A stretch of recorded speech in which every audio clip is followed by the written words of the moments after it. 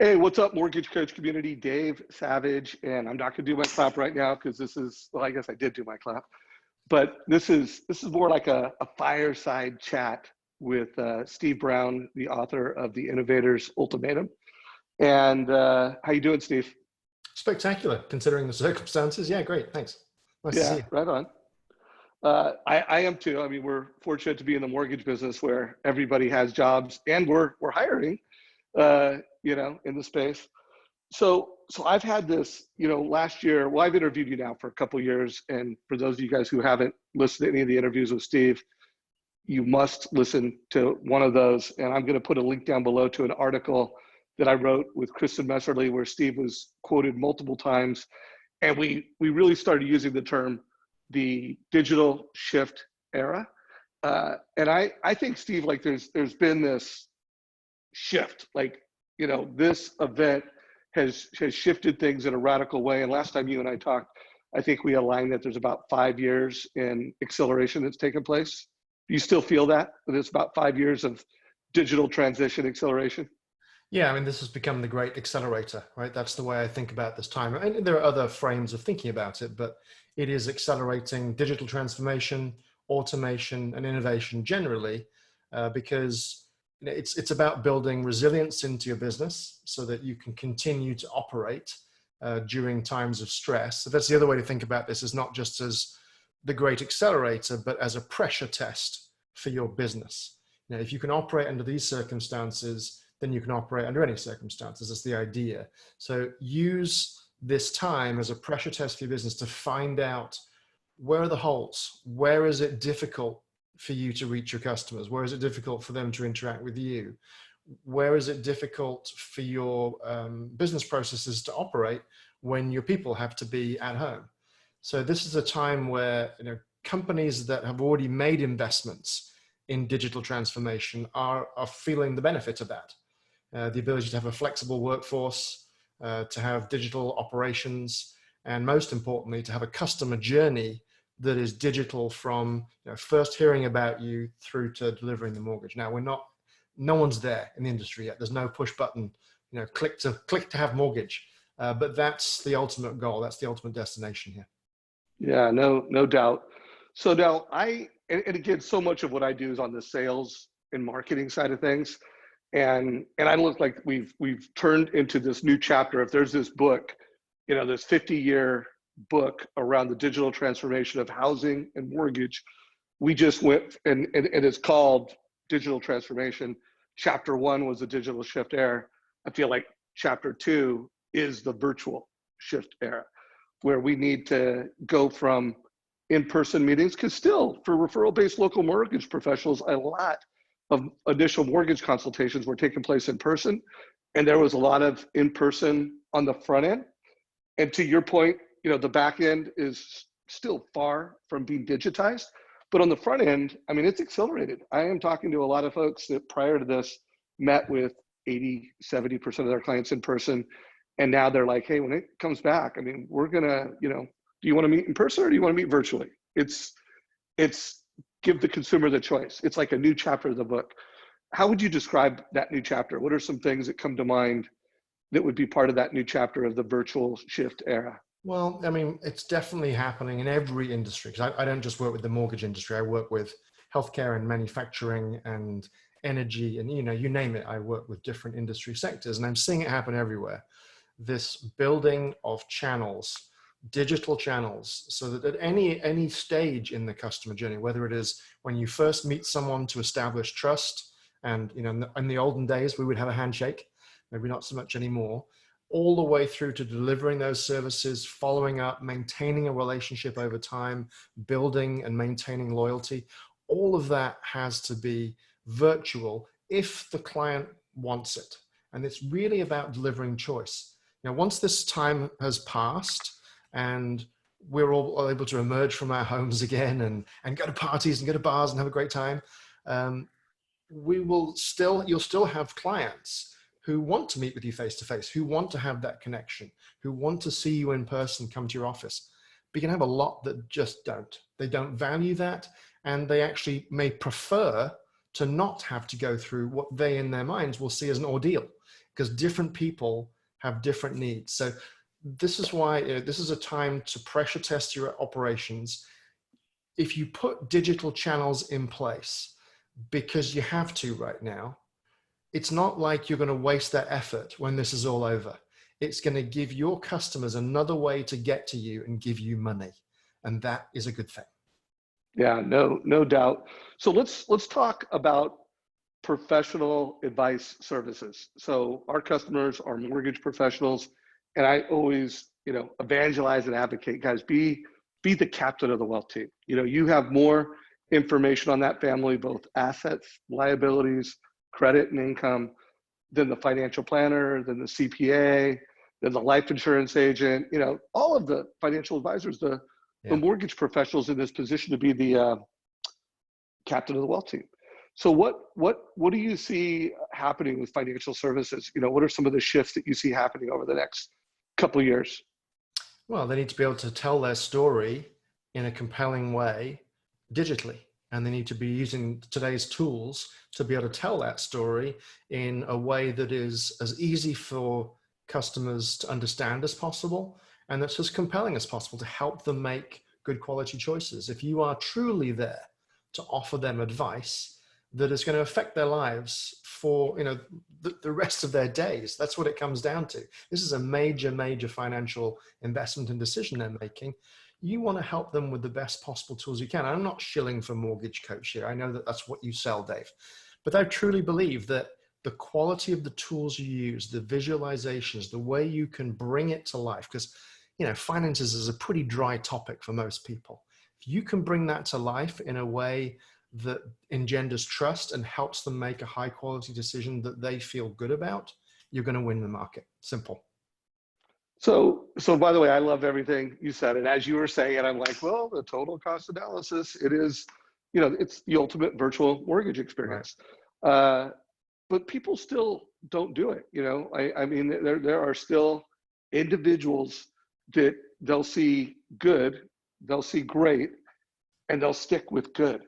Now, I do think that's accelerated vastly. And I know that because the adoption of our platform is up multiples, and we're getting so many inquiries to buy our product that, we're not giving bad service, but we're killing it with new business.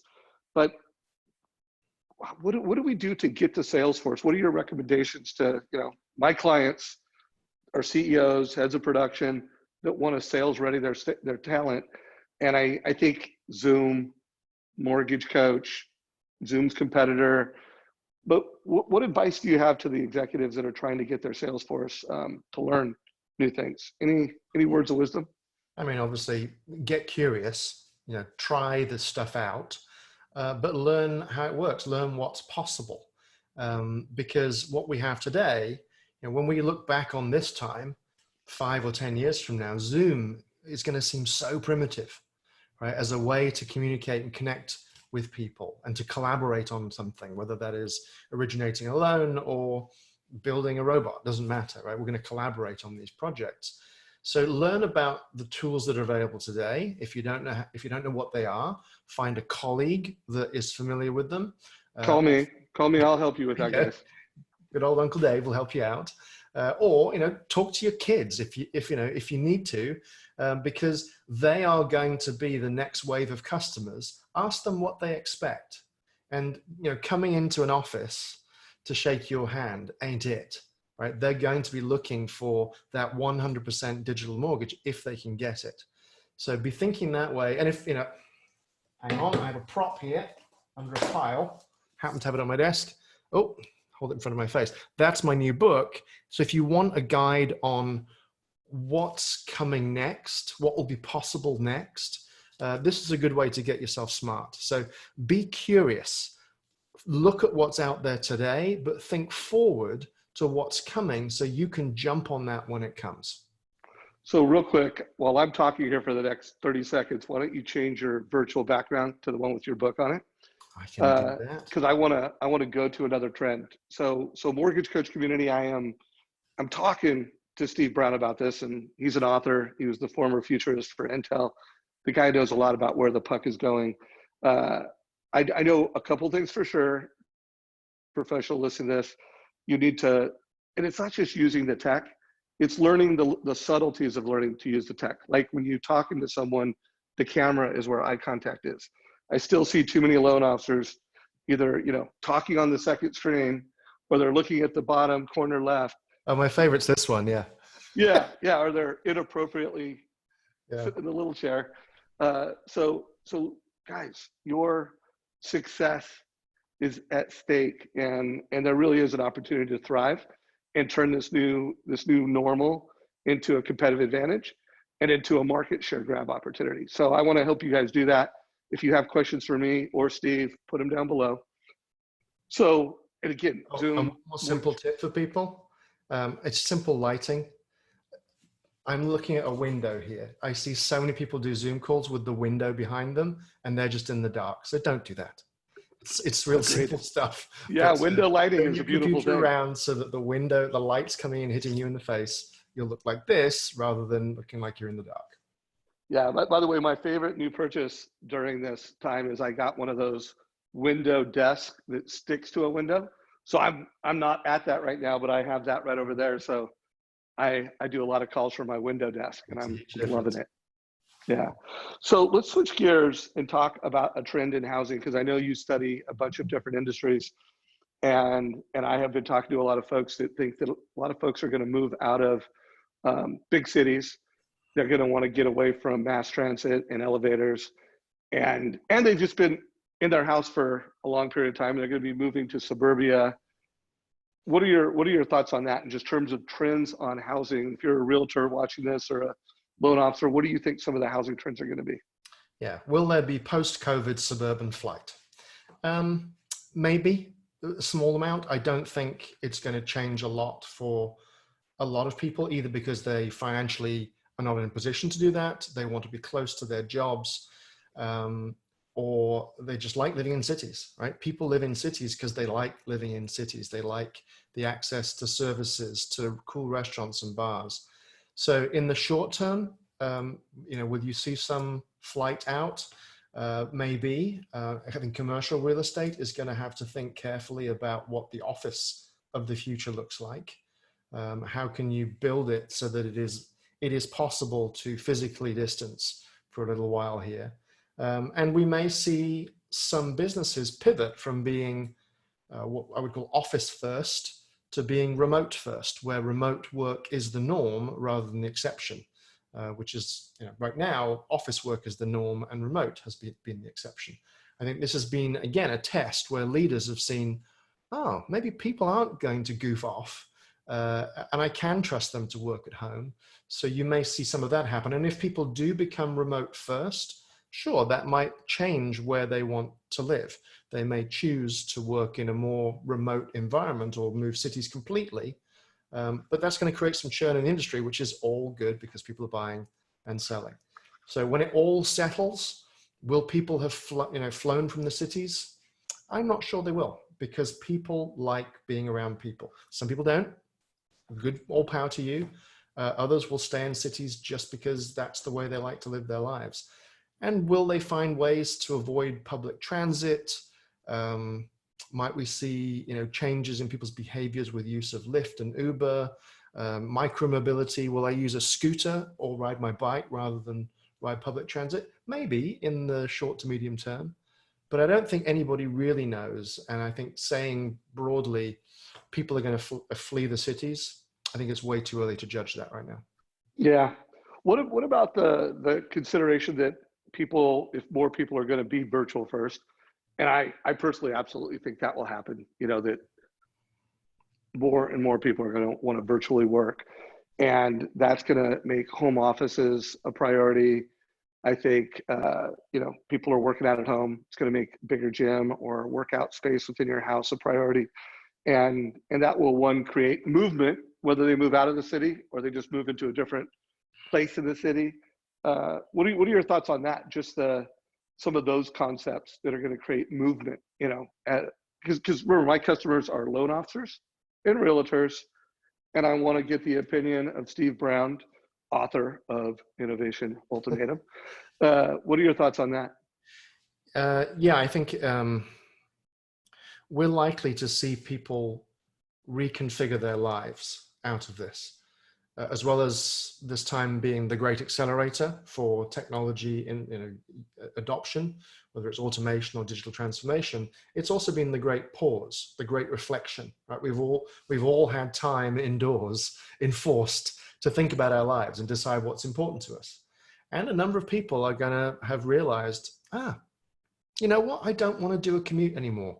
It sucks the life out of me. And I really enjoy my life a lot more working from home. But, you know, my wife's doing it too, and we don't have enough space. We need to, one, upgrade our broadband, and two, upgrade our physical space. And so I think you're right. I think you will see people making moves, and they're not going to do it just because they need an office space. They're not going to suddenly move house. But the next time they do move, what they choose, it may accelerate it a bit, and what they choose is going to be different, because they're going to be thinking long term to, okay, how do I make sure that this is the way I can live my life going forward? So mortgage professional, that just gave me an idea. I love that term. I'd never heard of it or even thought of it. Reconfigure their lives. People are going to be reconfiguring their lives. And tell me what you think of this. So mortgage professionals, rates are at historically low levels. Debt, personal debt is at historically high levels. The amount of equity people have is at historically high levels, and people wanting to reconfigure their life is at a historically high level. So what are your thoughts on just move up buyers, like for loan officers and realtors, to be doing virtual workshops where I'm not sure they want to call, maybe if you're marketing to a tech community, like a bunch of Amazon employees, we might call it the reconfigure your life workshop or move up analysis.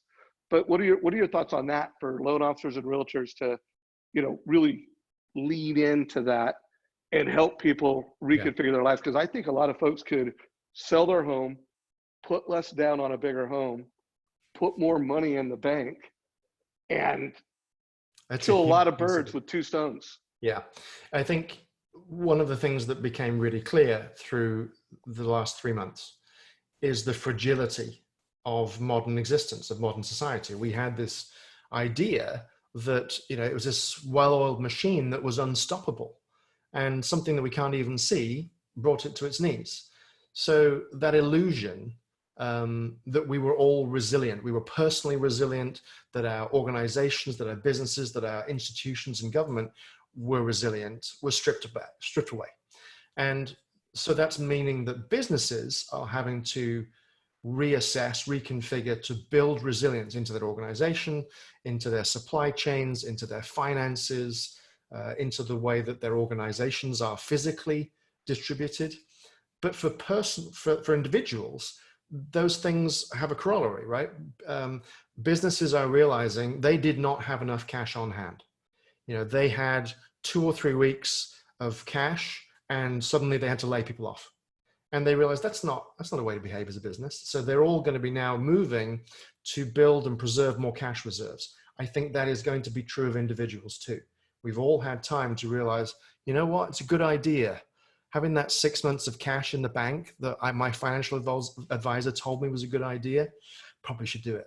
So I think you will see, as part of that reconfiguration, people thinking about their working circumstances, maybe even specifically choosing to move into roles that they know they will be able to do remotely, because Bill Gates tells us this is going to come again and again.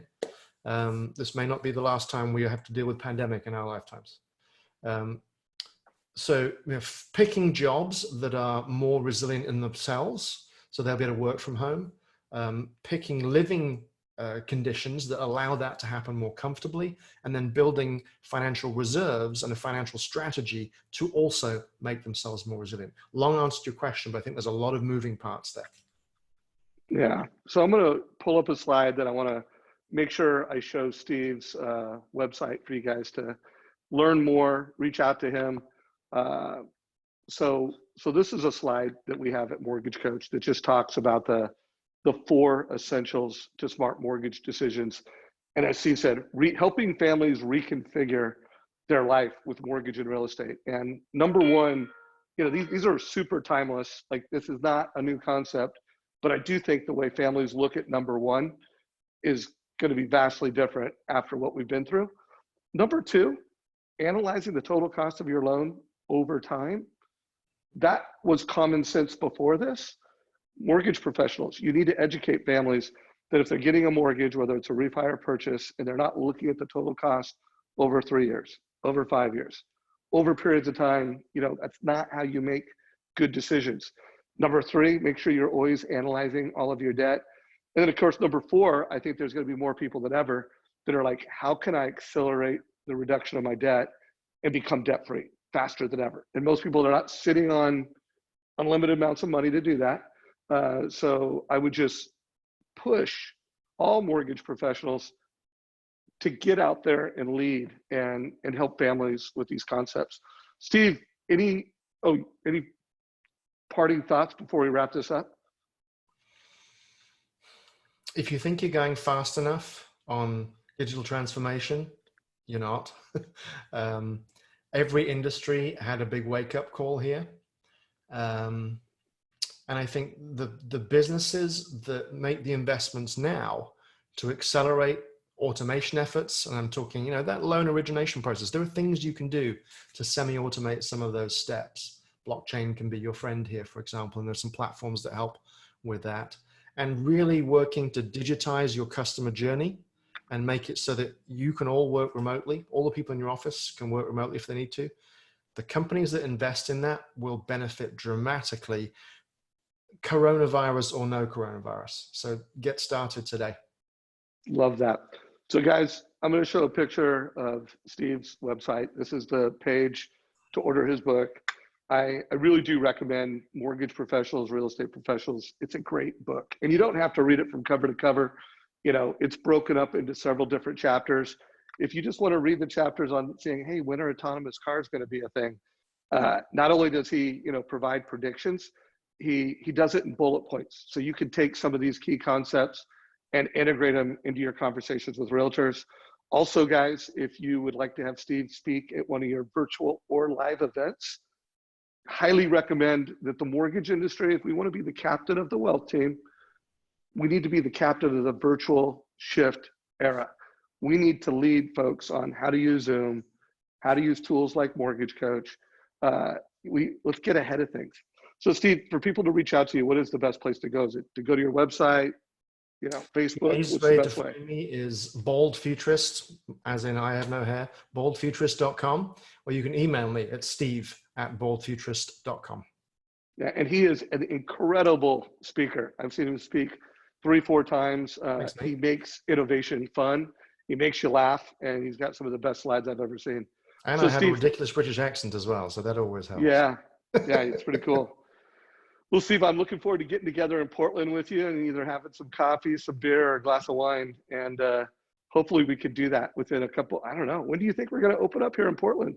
Yeah, it could be, Oregon's doing pretty well, 46 out of 50 states right now. So feeling more confident about here, but yeah, let's wait and see if there's any spikes. But hopefully it'd be nice to see you for a beer within the next month. That'd be lovely. Yeah, I'll look forward to that. Hey, one last question on a personal level. My son is supposed to be going to Syracuse in the fall. What are your thoughts on going to Syracuse? You froze on me, dude. I have no idea. Anyway, I guess I'll close this for Dave because his Zoom connection has disappeared. So thanks all for joining. I hope this was useful to you. If I can be of service to you, I'd be glad to. Baldfuturist.com, Steve Brown. Hopefully you'll enjoy the book too. It's written to be a relatively easy read. If you want to know about artificial intelligence, blockchain, augmented reality, and how that's going to affect a lot of different industries, this is an interesting book you might enjoy. Or find it for someone in your life that would enjoy it too. So that's it. Thanks for spending time with us. Cheers.